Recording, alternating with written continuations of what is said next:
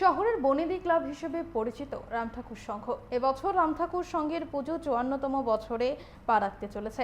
প্রায় ৩৫ লক্ষ টাকার বাজেট দুবাই সিটি থিমে তাদের পুজো মণ্ডপ তৈরি করা হবে। বৃহস্পতিবার বেশ জাঁকজমকপূর্ণভাবে ক্লাবের খুঁটি পূজা সম্পন্ন হয়। সেখানে উপস্থিত ছিলেন স্থানীয় বিধায়ক তথা ক্লাবের সদস্য গোপাল চন্দ্র রায় সহ ক্লাব ও পূজা কমিটির দায়িত্বপ্রাপ্তরা। এ উপলক্ষে সবার মধ্যে উৎসাহ উদ্দীপনা পরিলক্ষিত হয়। তাছাড়া সামাজিক নানা কর্মসূচি গ্রহণ করা হয়েছে বলে আয়োজকরা জানিয়েছেন। আমরা শুনবো ঠিক কি জানাচ্ছেন আয়োজকরা। আমি আনন্দের সঙ্গে বলছি, আমাদের ৫৪তম রামঠাকুর সংঘের যে পুজো, রামঠাকুর সংঘের পুজো মানে একটা আলোড়ন, একটা আলাদা একটা উৎসাহ, সেটা আজকে এখানে খুঁটি পূজার মাধ্যমে শুরু হয়। আমি নিজেকে এই সংঘের সদস্য হিসাবে আমি গর্ববোধ করছি। Not as MLA, but as a neighbor of member of the neighbor of Ramthakur Sangha and member of the member Ramthakur Sangha. I feel myself proud about my existence as my participation as a member. আমাদের সঙ্গে আমাদের president সব বলেছে, আমরা প্রত্যেকবার একটা নতুন নতুন থিম আমরা দিয়ে থাকি। সারা ত্রিপুরা নয়, ত্রিপুরার বাইরেও বাংলা, কাছাড়, আসাম থেকে যারা আসে সবাই রামঠাকুর সঙ্গে ভিড় করে।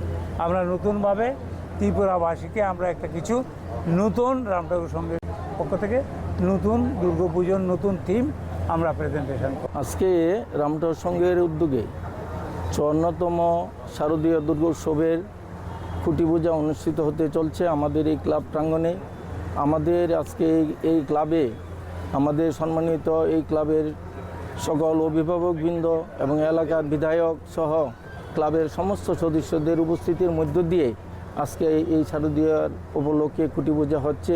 এই খুঁটি পূজা উপলক্ষে আমরা এই রাজ্যবাসীকে আমাদের রামঠাকুর সংঘের পক্ষ থেকে হার্দিক অভিনন্দন, শুভেচ্ছা আমরা জানাই। আসন্ন শারদীয় দুর্গোৎসব যেন সকলের আনন্দমুখর হয় এবং আমরা মায়ের চরণে প্রার্থনা রাখি। আমরা চাই আমাদের এই শারদীয় দুর্গোৎসবের সামনে রেখে বিভিন্ন কর্মসূচি বিভিন্নভাবে আমরা এই ক্লাবে পরিচালিত করে থাকি। বিগত দিনেও আমাদের এই ক্লাবে এই খুঁটি পূজা হয়েছে এবং তৎসঙ্গে বিভিন্ন অনুষ্ঠান হয়েছে, আপনারা সকলেই জানেন।